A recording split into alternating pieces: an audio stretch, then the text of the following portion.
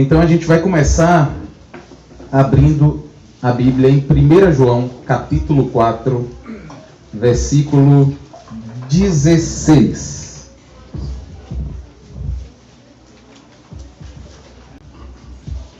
E nós conhecemos e cremos no amor que Deus tem por nós. Você conhece e crê no amor que Deus tem por você? Sim? Ok. Deus é amor. E aquele que permanece no amor, permanece em Deus. E Deus nele. Nisto é em nós aperfeiçoado o amor, para que, no dia do juízo, mantenhamos confiança, pois, segundo Ele é, também nós somos neste mundo. No amor não existe medo. Antes, o perfeito amor lança fora o medo. Ora, o medo produz tormento. Logo, aquele que teme não é aperfeiçoado no amor. Nós amamos porque Ele nos amou primeiro. Amém? Aleluia, Senhor. Irmãos, ontem, uma das ênfases que Eduardo Bulhosa deu em sua pregação, falando sobre a oração, é que nós deveríamos ter em nossa mente que a gente não estaríamos falando em oração com qualquer pessoa. Nós estaríamos falando com Deus. E Deus é um ser grande, tremendo, poderoso, soberano. Deus é um Deus temível. E que nós, por conta disso, deveríamos ter temor no nosso relacionamento com Deus. Quem lembra disso? Levanta a mão. Eu concordo plenamente com isso. Até porque está escrito. Inclusive está escrito no livro que o Tony acabou de ler aqui, de Hebreus. Diz assim: sirvamos a Deus com reverência e santo temor, porque o nosso Deus é fogo consumidor. Então com Deus não se brinca. Deus é assim. Deus ele não precisa mostrar mais o seu rigor para nós, porque tudo que foi colocado no Antigo Testamento, do rigor dele em relação ao pecado, ele já mostrou. Deus foi aquele que matou alguém que pegou a arca da aliança de forma indevida, porque não era permitido que qualquer pessoa tocasse. Deus era aquele que quando alguém escondeu o seu propósito maquinado de não entregar tudo que tinha proposto ao Senhor em sua oferta, estou falando isso de Atos 5, Deus fulminou, matou tanto o marido quanto a mulher que se propuseram, Ananias e Safira, não fez? Que se propuseram a fazer algo que era indevido diante do Senhor. Então a gente não precisa pagar para ver. Deus é um Deus que é fogo consumidor. Quem quiser pagar para ver com Deus, vê demais. Os filhos de Eli são muitas as referências das atitudes de ira de Deus para com o pecador. Isso é importante que todo mundo tenha em mente. Mas também é importante que a gente complemente essa visão sobre Deus. A Bíblia, ela mostra um Deus que é temível, que é um Deus terrível. Mas a Bíblia também mostra que Deus é um Deus de amor. É um Deus que, inclusive, requer que nós nos aproximemos dele também com essa perspectiva. Não nos esqueçamos que está escrito no primeiro mandamento, que é dever nosso. Nós devemos amar a Deus de todo o nosso coração, acima de todas as coisas, com toda a nossa força, com toda a nossa alma, com todo o nosso entendimento. Então Deus espera de nós que nos relacionemos com Ele em amor, além do temor. E quando o amor ele está junto do temor,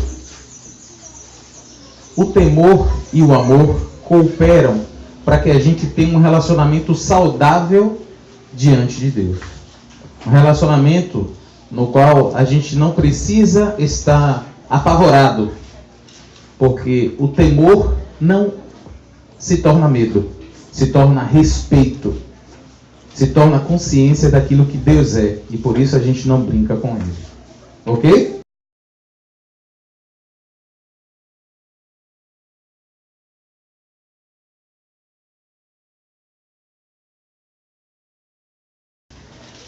Tem um outro texto também que o apóstolo Paulo fala em Efésios, no capítulo 3, que nós temos que estar arraigados e fundados em amor.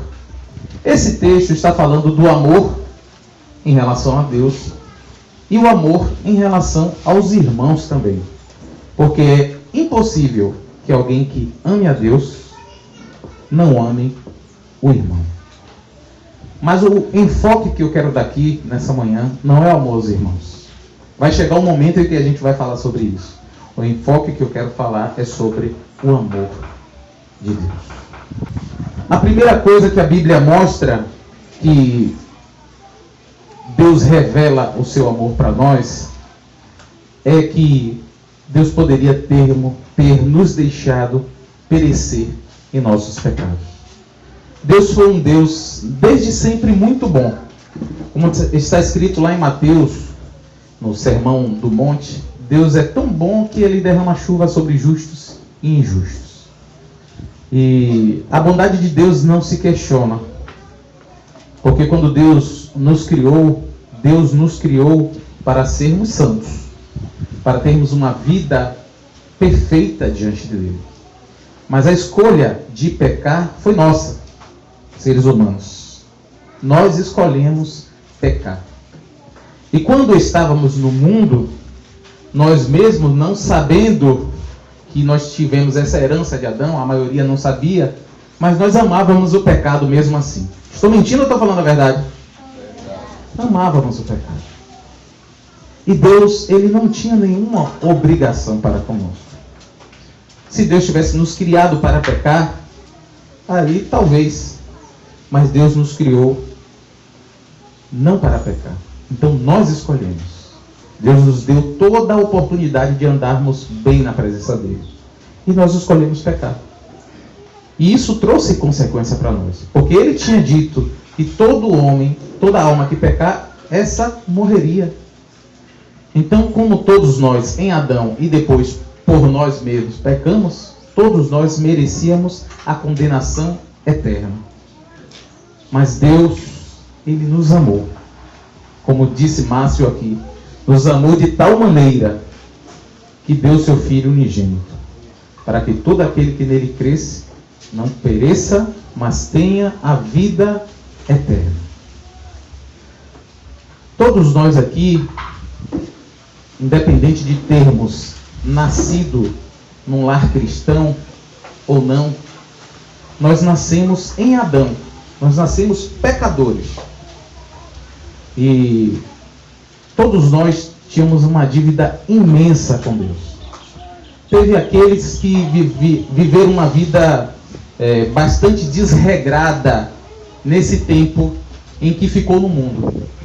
Muitos cometeram prostituição, muitos cometeram mentiras, maledicência, alguns foram desobedientes a pais e mães, alguns foram infiéis nos contratos, alguns simplesmente desprezavam a Deus, viviam como se Deus não existisse. Alguns até mentiam nessa questão, porque dizia que acreditava que Deus existia, mas eram um ateu funcional. Sabe o que é o ateu funcional? É aquele que diz que acredita em Deus, mas vive a vida como se Deus não existisse. E tinha gente que acumulava tudo isso ao mesmo tempo. E mesmo assim, Deus enviou Jesus para que todo aquele que nele cresce não pereça, mas tenha a vida eterna. Teve aquelas pessoas que tiveram uma vida mais controlada, principalmente aquelas que nasceram no lar cristão. Principalmente aquelas que nasceram no lar cristão e foram disciplinadas. E estou falando com o Chico mesmo. O Chico faz com que, por causa do temor a ele, muita gente deixe de mentir, de roubar, ou de fazer qualquer outra coisa mais grosseira.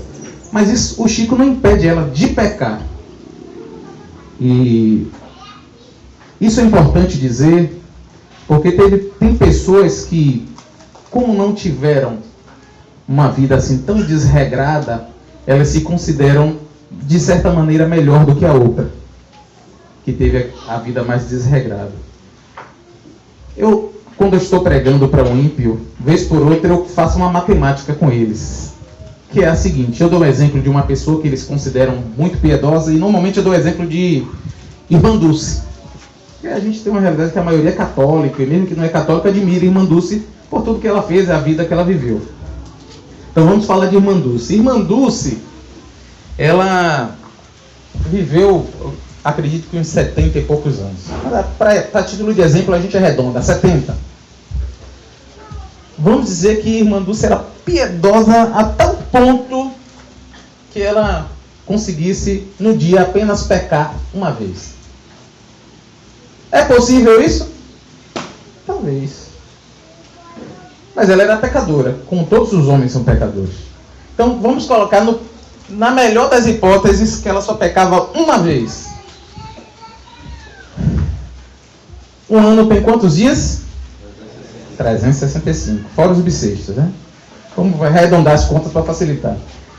365, isso quer dizer que se ela pecava uma vez por dia, num ano ela pecava 365 vezes. A gente está colocando em média, né? Agora multiplique 365 vezes 70. Quem tem calculadora aí, vai exigir demais da minha mente, né? 365 vezes 70 são milhares de pecados, não é isso?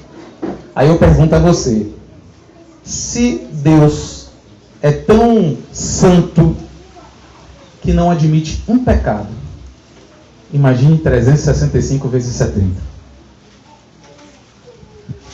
Eu estou usando o exemplo de Irmã Dulce, mas para chamar a atenção daqueles que cresceram num ambiente de igreja e que talvez tenham se achado que eram bonzinho.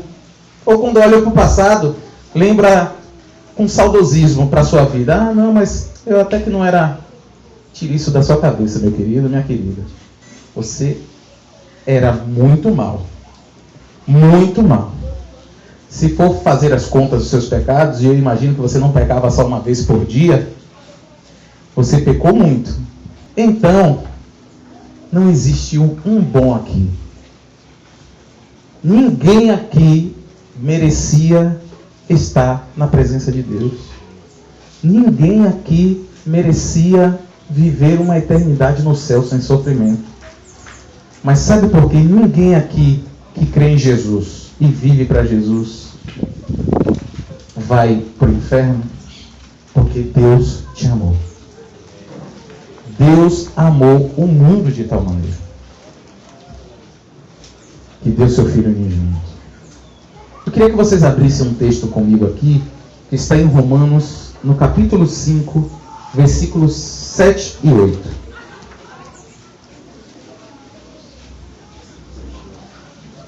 Quem achou, diga amém. Eu vou ter que adiantar um pouquinho, senão a gente vai levar até 1h da tarde abrindo só texto. São bastantes textos. Vamos lá? Diz assim: dificilmente alguém morreria por um justo. Havia um justo aqui? Não. Sim ou não? Não. Nenhum sequer. Pois poderá ser que pelo bom alguém se anime a morrer. Mas Deus prova o seu próprio amor para conosco pelo fato de ter Cristo morrido por nós, sendo nós ainda pecadores. Deus me ama. Como é que eu sei disso? Deus provou o amor dele por mim e por você. enviando o seu Filho para morrer por nós, sendo nós ainda pecadores. Então o amor de Deus, ele nos alcançou. E Deus provou isso. Deus não disse que nos amava de boca para fora. Ele praticou o amor, entregando o seu Filho para morrer por nós. O amor de Deus, irmãos, ele não é especial para um filho e para o outro menos especial. Deus, ele, se só tivesse você no mundo como pecador, se só você fosse pecador, todos os outros fossem justos, só você fosse pecador, Deus enviaria Jesus para pagar pelos seus pecados. O amor de Deus, ele contempla cada um de nós. E quando o texto diz que Deus amou o mundo, leia-se, Deus me amou de tal maneira que deu seu Filho unigênito. O mundo, nós estávamos incluídos nele.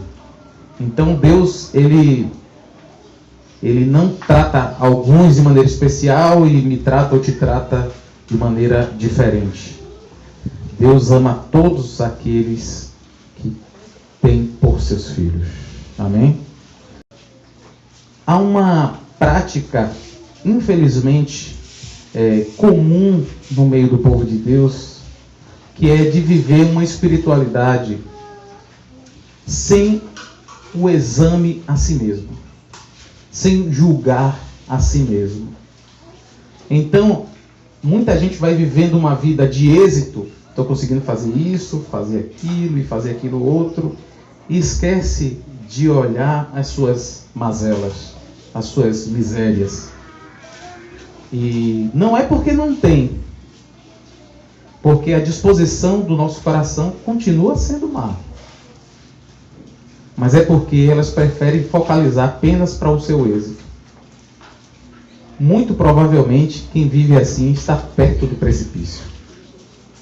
Porque em algum momento, ela vai se gloriar do seu êxito. E vai se esquecer de que quem sustenta ela e que faz ela viver uma vida de santidade é o Senhor, e não ela mesma. Nós somos seres, irmãos, influenciáveis depois que nos convertemos. Nós não somos mais escravos do pecado. Por outro lado, nós somos influenciáveis porque se o Espírito Santo nos conduzir, nós produzimos os frutos do Espírito. Mas se nós deixarmos nossa velha natureza nos conduzir, nós vamos praticar as obras da carne. Então perceba, se nós somos influenciáveis, isso quer dizer que se o Espírito Santo não agir na nossa vida, nós não praticamos a santidade. Então se você pratica a santidade, não é porque você é bom, é porque o Espírito de Deus te ajudou a viver isso. Porque se ele não fizesse isso, você ia se dispor a viver aquilo que você sempre viveu, que era pecando.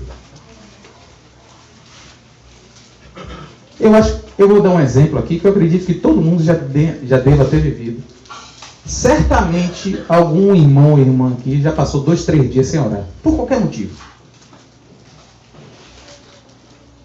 Perceba se você, quando você estava em dias de oração, como você estava sensível a uma palavra, por mais simples que fosse. Às vezes uma criança falava, Deus falou comigo. O vento soprava, como soprou aqui na pregação ontem, olha Deus aqui atuando. Você fechava o olho, tinha visão, tinha revelação, o anjo passava. Passe 2, 3 dias sem orar para você ver. Você fecha o olho, meu, só vê bagaceira na tela do olho fechado. Todo mundo tem uma tela aqui do olho fechado, né? Você fecha o olho e vê um cara de... É assim ou não é? Vê um cara de bagaceira, é novela, é coisa... O que passou na sua frente um dia você vai ver quando você não estiver orando. Passou o vento aqui, ao invés da glória de Deus está aqui presente. Poxa, esse vento aqui está atrapalhando eu ouvir a pregação. A gente é assim. Estou mentindo? Só que, se a gente não começa a julgar a gente mesmo, e a gente só olha para o nosso êxito, a gente perde a percepção de que somos esses ainda, pecadores. E que o fato de sermos pecadores continua demonstrando o amor de Deus para conosco. Porque se o amor de Deus estivesse estancado ao momento da aplicação da cruz na sua conversão, todo mundo aqui estava aflito. Porque depois disso aqui, todo mundo pecou. Foi ou não foi? Então o amor de Deus permanece sobre nós. Porque quando Deus mandou Jesus ao mundo, Ele sabia que nós ainda iríamos pecar. Deus é onisciente. Deus já sabia. Mas mesmo assim, Deus mandou o seu Filho para morrer por você.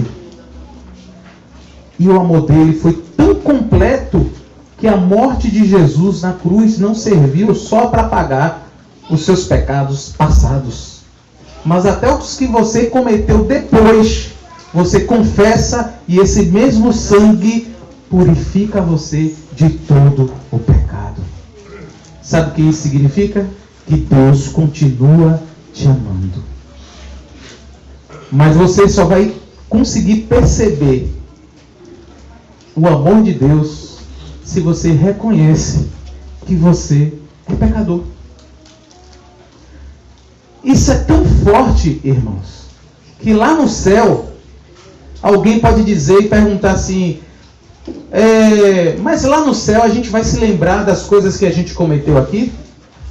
Pode ter certeza que vai. Você sabe qual é o cântico que vai ser cantado lá no céu?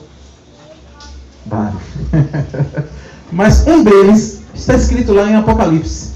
Diz assim, digno és, falando de Jesus, de tomar o livro e abrir o selo, porque foste morto, e com teu sangue compraste para Deus gente de todos os povos, tribos, línguas e nações.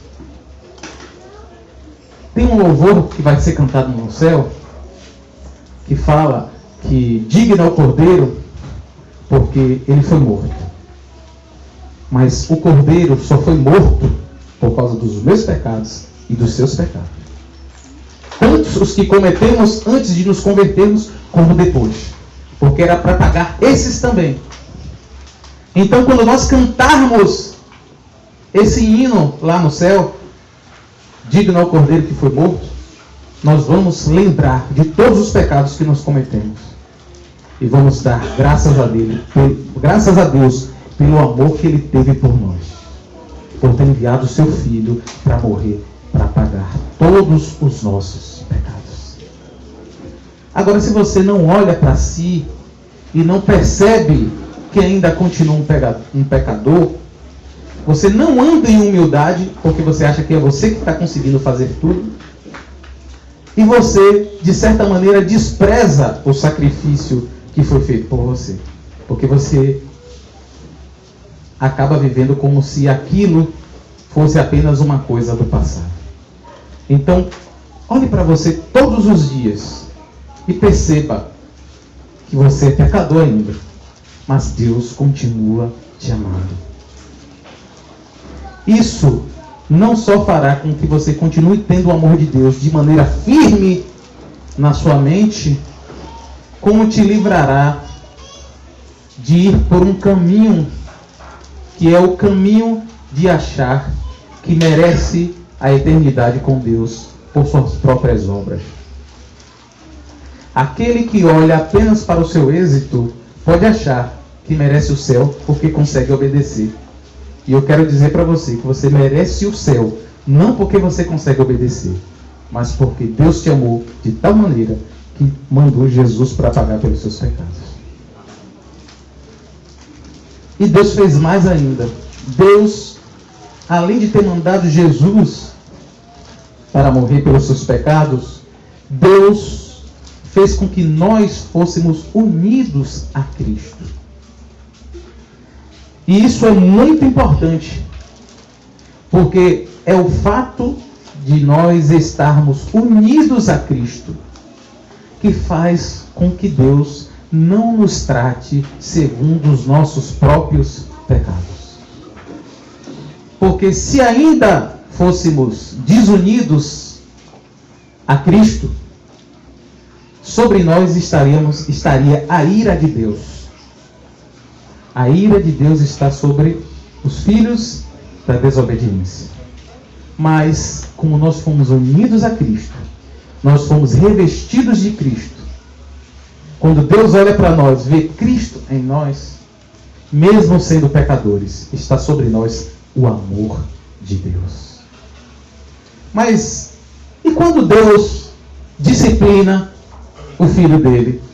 Não é porque Deus está irado com o filho dele? Deus, irmãos, ele, quando disciplina o filho dele, ele não disciplina porque quer condená-lo. Não é a ira de Deus que está sobre o filho. Na verdade, é o amor de Deus. Porque quando Deus disciplina o seu filho, Deus disciplina por amor, para que ele seja corrigido e colocado no caminho da santidade. Não é isso que está escrito no livro de Hebreus? Estou inventando alguma coisa? Não. Mas o problema é que a gente, às vezes, acaba misturando um pouquinho as coisas. E a minha intenção hoje é de tentar arrumar isso tudo na cabeça da gente. Para que a gente saia daqui não andando em temor no sentido de medo de Deus. Mas a gente saia daqui tendo a consciência de que Deus nos ama e que nós devemos amá-lo por isso. O amor de Deus, irmãos, ele tem algumas características. E a gente vai falar sobre isso aqui. Primeira característica que eu quero dizer para vocês aqui do amor de Deus é que o amor de Deus é sacrificial. O que é que isso quer dizer? Isso quer dizer que para Deus demonstrar o amor dele por você, ele não mede distância. Ele faz uma demonstração, custe o que custar. Sabe por que Deus enviou Jesus para morrer por nós? Porque o nosso pecado exigia que um justo morresse em nosso lugar. Só que quando Deus olhou do céu para a terra, não viu um justo sequer. Então o que é que Deus fez? Deus teve uma proposta. A proposta de Deus era demonstrar o amor dele com aquilo que ele tinha de melhor, com aquilo que ele mais amava, para que não houvesse dúvida de que aquilo que ele estava fazendo era por amor. Deus escolheu um anjo para morrer por nós? Deus escolheu algum querubim, serafim, um dos 4 seres viventes? Não. Deus escolheu aquilo que ele mais amava, o Verbo eterno. O seu próprio Filho foi que Deus enviou no mundo para nos salvar. Então, Deus, ele nos deu aquilo que ele tinha de melhor. Eu queria que vocês anotassem esse texto que eu vou dar para vocês. Gálatas 2:20 e João 3:16. Esses dois textos, um fala que o amor de Deus é sacrificial porque ele deu o seu filho para morrer por amor. E o outro, João 3:16, é para enfatizar um outro aspecto do amor de Deus, que é o amor de Deus é imenso. Imenso, a palavra imenso vem de imensurável. Quer dizer, não tem tamanho. Imensurável é uma coisa que não se pode medir. É por isso que o texto de João 3,16, se você prestar bastante atenção, diz assim, ó, porque Deus amou o mundo de tal maneira. Não disse assim, amou o mundo grandemente. Se bem que não é errado ninguém expressar que Deus me amou grandemente. mas foi colocado tão justamente para enfatizar de que, na verdade, não se pode medir. O amor de Deus por nós é imensurável. O amor de Deus por nós é como o apóstolo Paulo diz lá em Efésios, no capítulo 3. Ele excede todo o entendimento. Então, não pense que o amor de Deus tem uma medida para você. O amor de Deus não tem medida. Ele é imensurável. Eu quero que vocês pensem numa coisa. A gente está falando aqui sobre a demonstração do amor de Deus, sobretudo em enviar Jesus. E a gente comenta e fala, e eu falei aqui, de que Deus enviou Jesus como uma prova desse tão grande amor.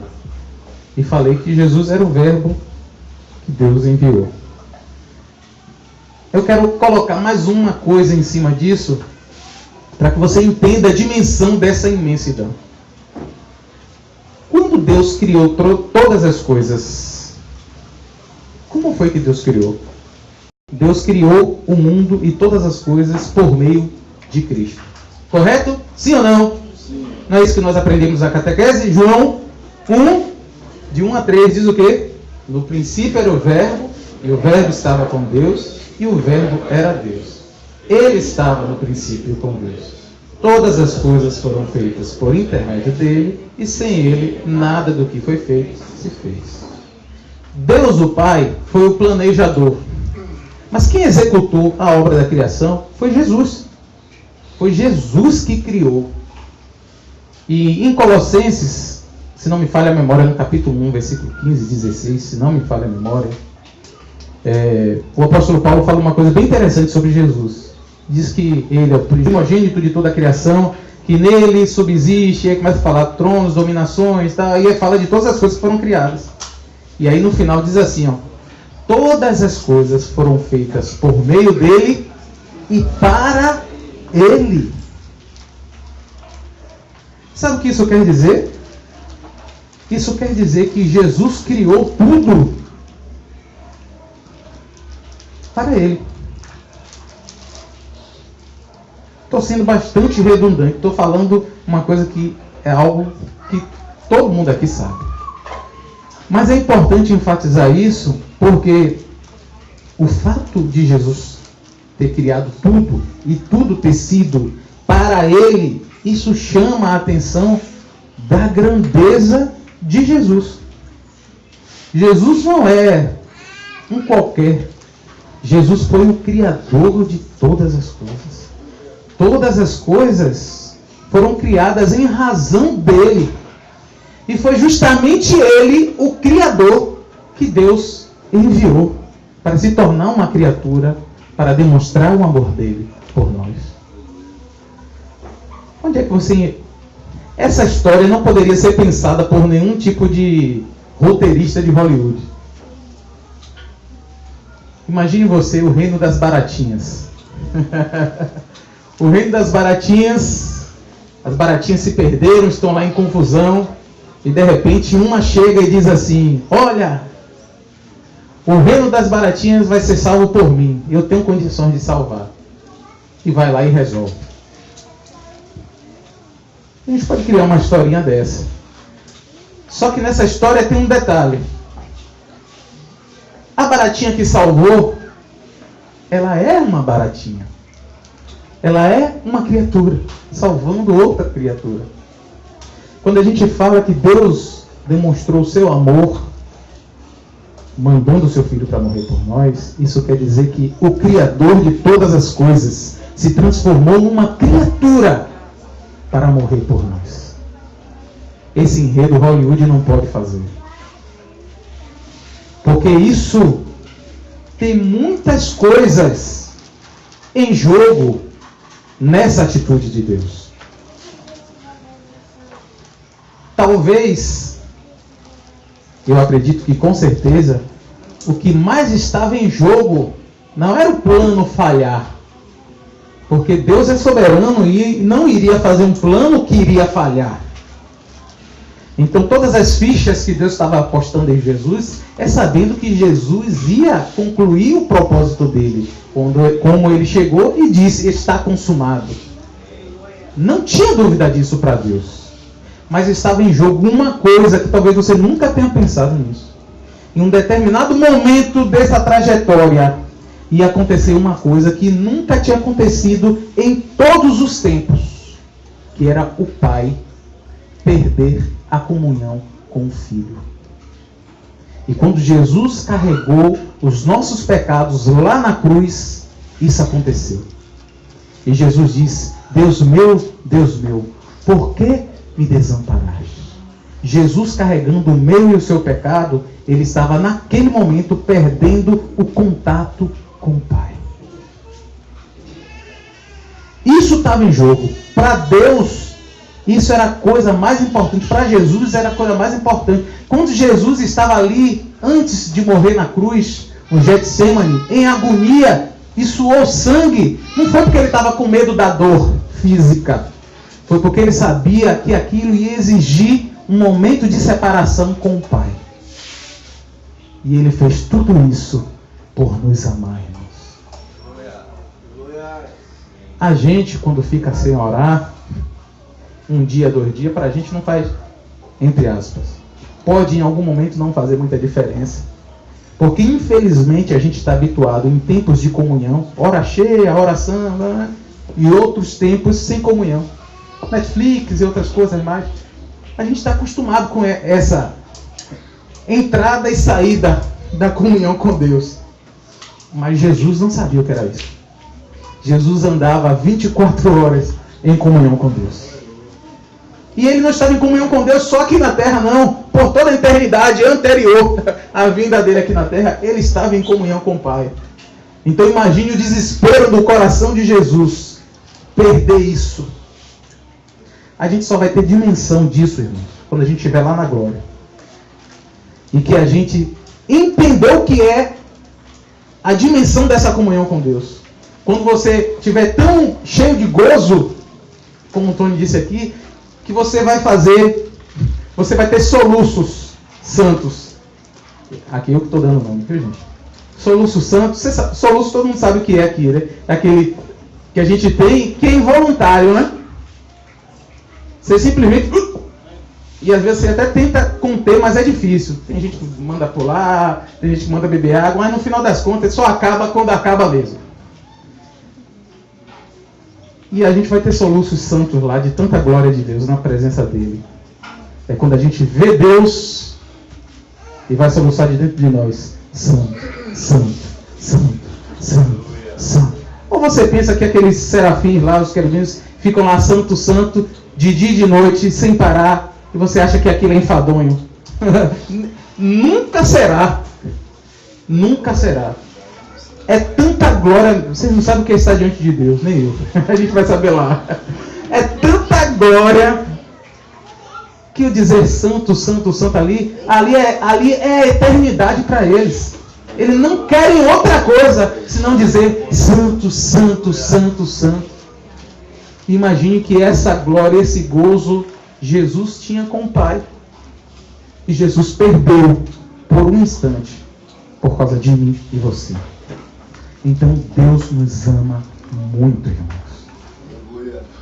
Que isso fique bem claro na sua mente. Deus te ama.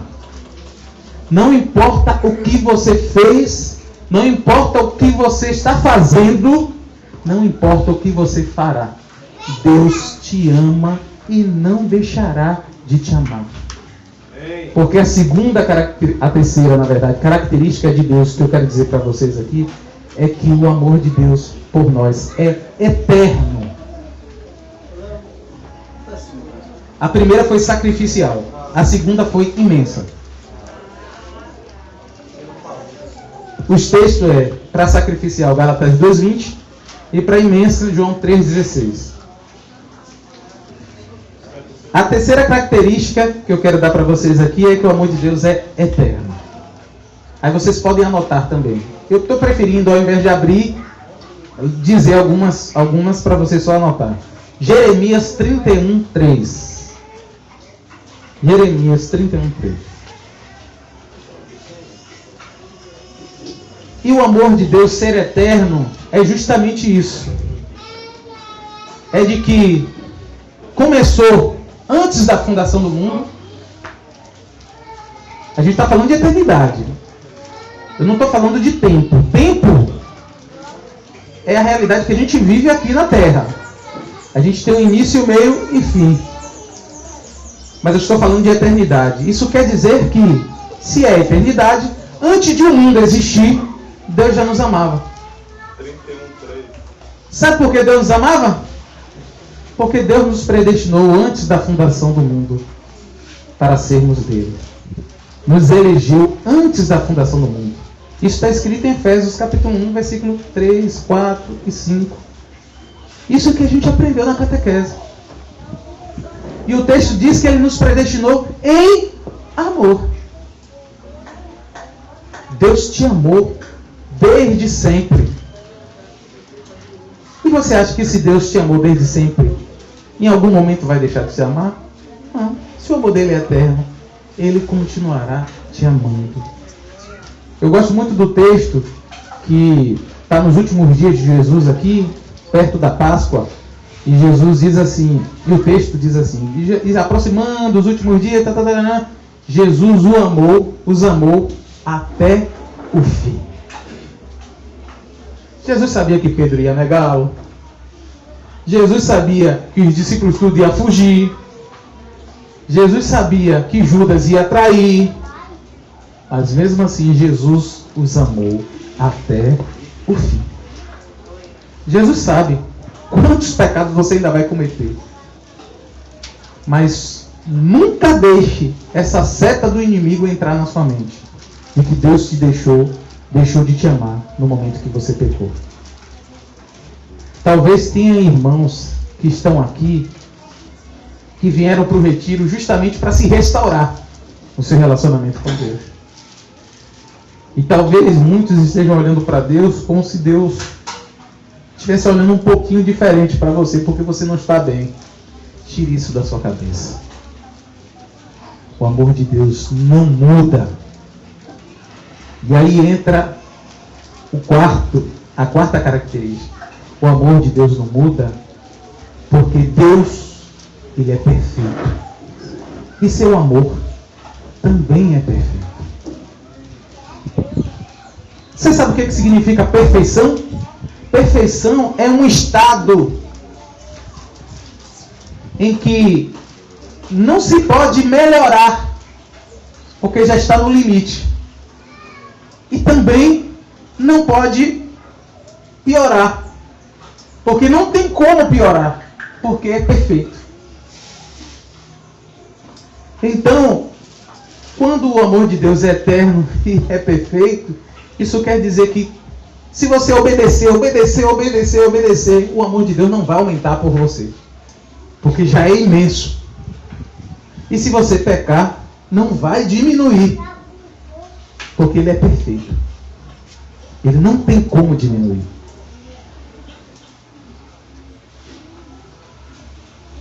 Isso é uma bomba, sabia? Se você ou qualquer pessoa não tomar cuidado, e aqui eu quero amarrar direitinho essa fala, pode descansar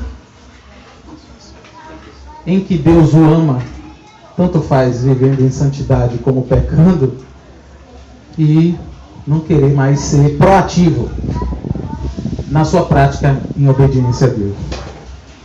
Isso também é um engano. Tire isso da sua cabeça. Eu não estou dizendo que alguém pode ficar tranquilo aqui e viver uma vida de pecado, porque o amor de Deus não vai diminuir por você. Eu não estou dizendo isso. O que eu estou dizendo é que, independente do que você faça, Deus te ama da mesma forma. Agora, isso não dá brecha para que ninguém viva de qualquer maneira. Até porque a gente vai ver que quando a pessoa entende o amor de Deus, que isso fica claro e que isso é contemplado por ela, é impossível que ela viva uma vida de pecado. E com isso eu não quero dizer que ela nunca mais vai pecar. Eu quero dizer que ela nunca mais vai viver uma vida prática de pecado. São duas coisas diferentes. Ok? Mais uma característica. O amor de Deus é livre, soberano e incondicional. Sabe o que isso quer dizer? Isso quer dizer que ninguém obrigou Deus a te amar. Nem anjos, nem um ser espiritual, nenhum homem. Deus resolveu te amar porque Deus é amor. Se você ler 1 João capítulo 4 toda, uma das coisas que o apóstolo João mais fala é que Deus é amor. Deus resolveu te amar porque Ele quis te amar. E ponto final. Não tem mais discussão nisso. Não tem ninguém que vai convencê-lo do contrário. Ele não merece mais o seu amor porque o Senhor demonstrou aí, mandou seu filho na cruz e agora está vivendo de qualquer jeito. Ninguém convence. Deus, quando te amou porque quis, no amor dele implicava fazer tudo o que fosse necessário e inclusive sofrer do ponto de vista da tristeza, por muitas vezes a gente não retribuir da maneira ideal ao amor de Deus. O amor de Deus é incondicional justamente por causa disso. E isso faz a grande diferença entre o amor de Deus e o amor dos homens. Nós amamos as pessoas. Algumas pessoas, né? Marido, mulher, filho e tal. Mas se o marido, se a mulher, se os filhos, se aquela pessoa que você ama começar a errar uma vez, errar duas, errar três, errar quatro, errar cinco, errar seis, o amor vai se esfriando. Estou mentindo ou não? A gente está falando da vida real aqui, né? É a vida como ela é. Um amor de paixão. Fosse assim, os casamentos não se encerravam. Tanta gente se separa. Juras de amor. Passa 2, 3 anos, a goteira caindo, ó. Problemas, dificuldade. O que é que acontece? Separação. Esse é o amor do ser humano. O amor do ser humano é esse. Mas o amor de Deus não é assim, não. Quantas vezes nós já erramos com Deus antes de nos convertermos? A gente fez uma conta aqui básica de 70 vezes 365. Ninguém me diz o resultado, né? Quanto foi?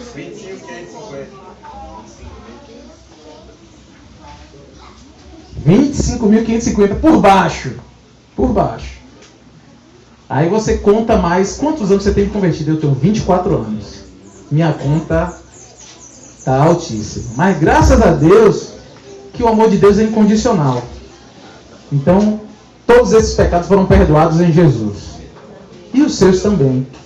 Então não fique em nenhuma paranoia achando que o amor de Deus vai diminuir ou Deus vai deixar de te amar, porque isso não é verdade. Irmãos, vamos fazer aplicações práticas sobre isso?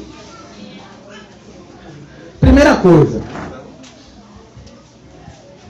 Se a gente sabe que Deus, Ele quer se relacionar conosco, não apenas pela base do temor, mas principalmente pela base do amor.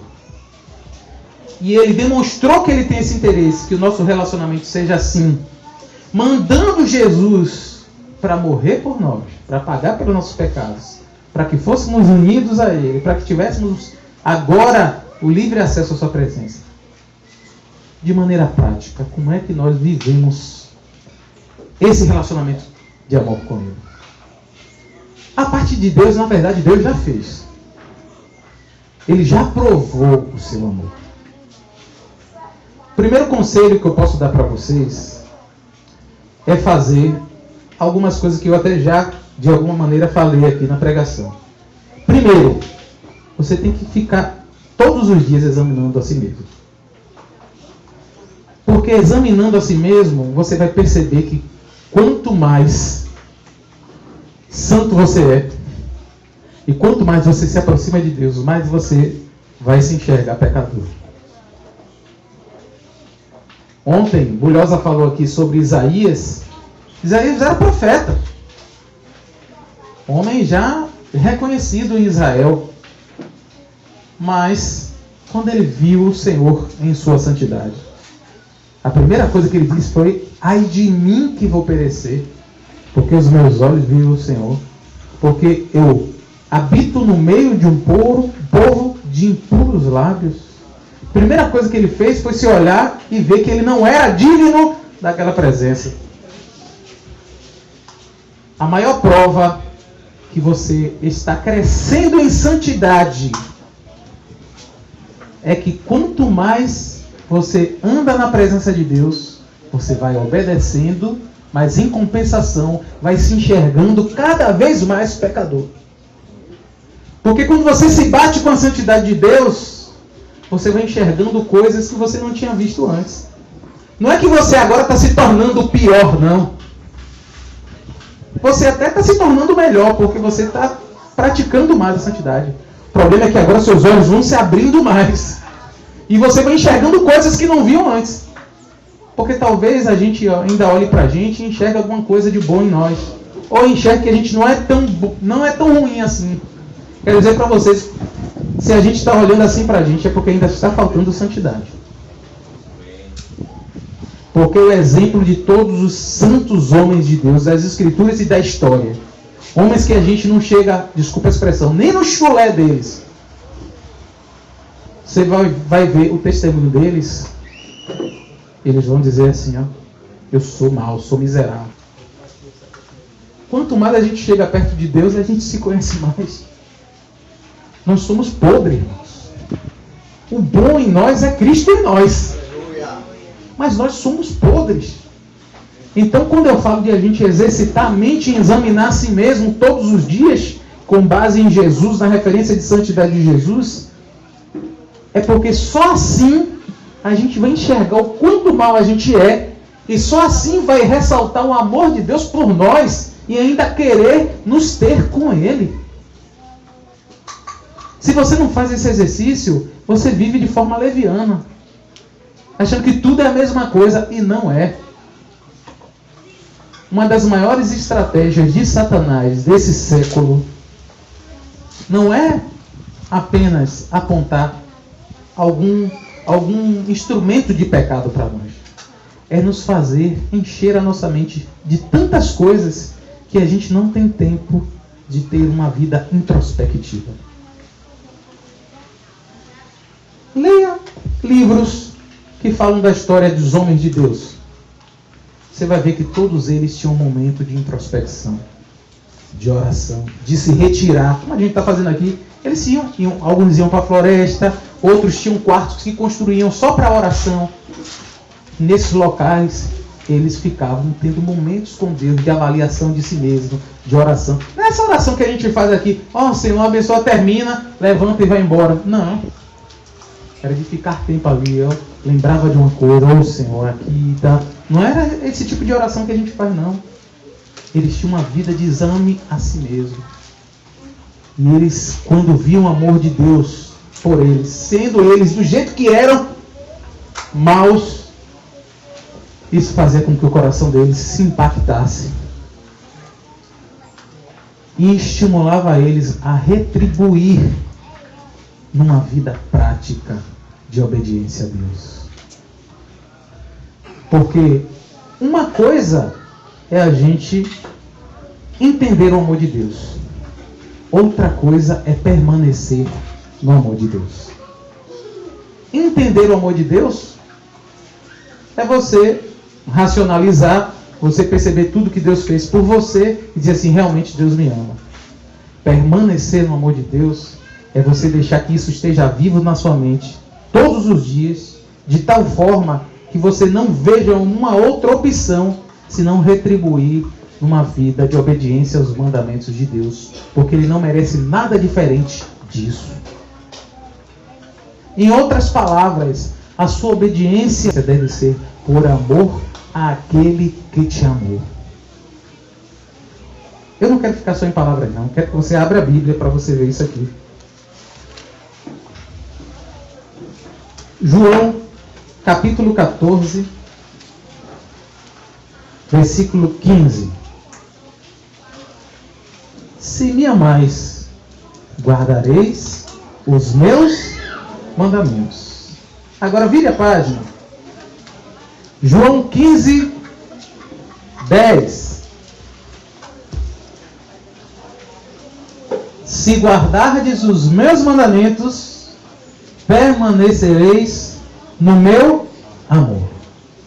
Assim como também eu tenho guardado os mandamentos de meu Pai, e no seu amor permaneço. Então, se você quer permanecer no amor de Deus, nesse amor que traz segurança, que traz paz, que traz tranquilidade, que traz um impulso de viver uma vida com Deus, você tem que permanecer nesse amor. Mas isso só se comprova se você de fato está permanecendo, se você vive guardando os mandamentos. Vou voltar a enfatizar uma coisa aqui. Guardar os mandamentos não necessariamente está mostrando o amor a Deus. Tem muita gente que obedece porque não tem jeito. Obedece porque, volta a dizer, tem medo do inferno. Mas não é uma obediência perfeita essa. Sabe por quê? É uma obediência que não tem inteireza de coração. Não é fruto do amor a Deus. Quem ama e permanece no amor de Deus, ele obedece. E o fato de existir ou não existir o pecado, ou desculpe, o inferno, nem faz diferença para ele. Porque ele não serve a Deus, ele não obedece os mandamentos porque quer se livrar de alguma coisa. Ele obedece os mandamentos porque ele ama aquele ser que fez tudo demonstrando o amor dele por você.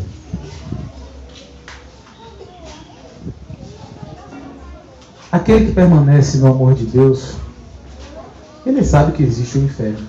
E ele sabe que o inferno é para todos aqueles que não obedecem ao Evangelho do Senhor Jesus, assim como os demônios. Mas ele não vive sobre essa perspectiva. Ele vive na perspectiva de que ele tem que honrar a Deus pelo amor demonstrado a ele. É por isso que ele obedece. Então, se você ainda serve a Deus com medo do inferno, você não está aperfeiçoado no amor de Deus. Você precisa voltar sua mente e o seu coração à obra que Deus fez para demonstrar o amor dele por você. E se concentrando nisso, deixar que esse amor inunde o seu ser de tal maneira que você consiga retribuir, não por medo do inferno, mas porque ele é digno de ser obedecido. Por fim, não vai ser minha pregação, mas eu quero apenas pontuar. Não existe alguém que permanece no amor de Deus, que é inundado por esse amor de Deus, e que viva agora por esse amor a Deus, que não ame a seu irmão. Está escrito no próprio livro de 1 João, na carta de 1 João, que como alguém pode dizer que ama a Deus e não vê, se não ama seu irmão, a que vê.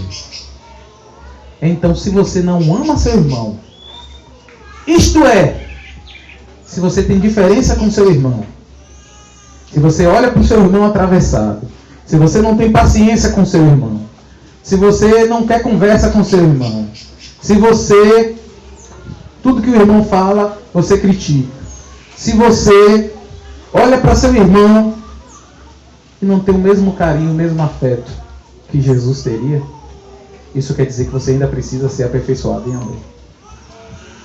Isso quer dizer que você precisa deixar que esse amor de Deus inunde o seu ser, para que você retribua servindo a Ele e aos irmãos, de maneira a que o amor seja a motivação da sua vida cristã.